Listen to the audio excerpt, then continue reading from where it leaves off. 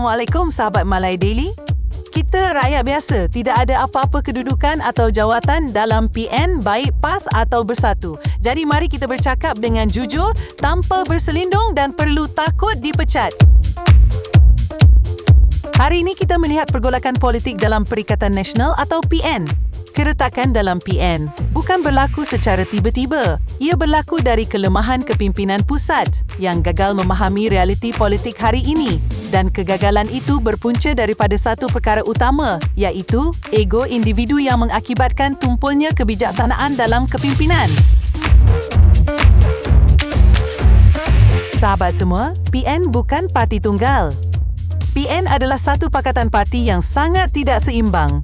Jika kita lihat parti PAS, ia bukan saja mempunyai tradisi kepimpinan yang tersusun, malah PAS hari ini mempunyai jumlah kerusi parlimen yang terbesar berbanding Bersatu.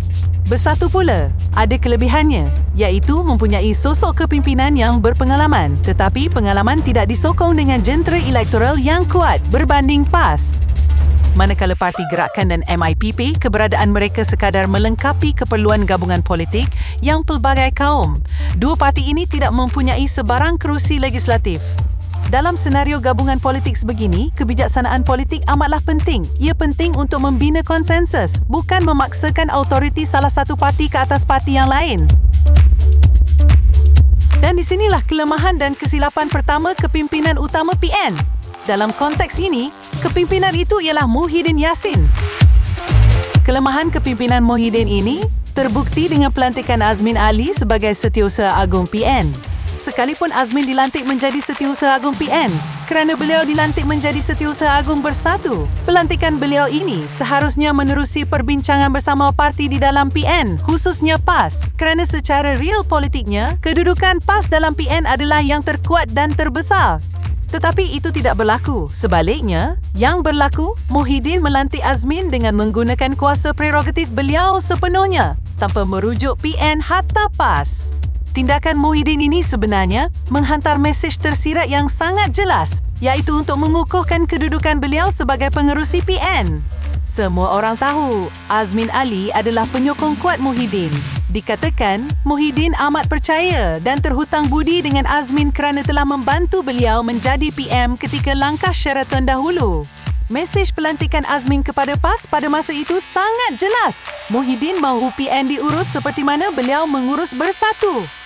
Apabila pelantikan ini dibuat dengan membelakangkan PAS, ini bermakna ia adalah usaha untuk menguasai punca kuasa PN secara senyap. Dan di sinilah kesilapan Muhyiddin. Beliau menganggap PAS akan berdiam diri dan menurut sahaja kehendak beliau. Sebaliknya tidak.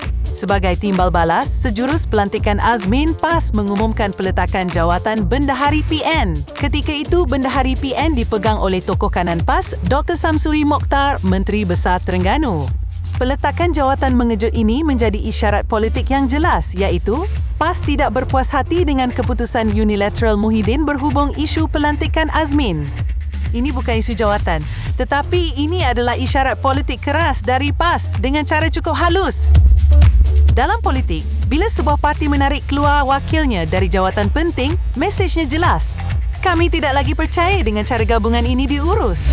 Ini sepatutnya menjadi loceng amaran kepada Muhyiddin agar beliau perlu lebih bijaksana. Tetapi, apa yang berlaku? Muhyiddin hanya diam tanpa respon. Tiada pembetulan kesilapan. Tiada rundingan semula. Dan tiada pengakuan kesilapan. Dengan kata lain, Muhyiddin memilih untuk tidak peduli dan buat tidak tahu. Ini adalah strategi paling lemah dalam politik, iaitu berdiam diri. Dengan taktik berdiam diri, beliau berharap isu ini akan reda dan hilang dengan sendirinya. Ini silap besar.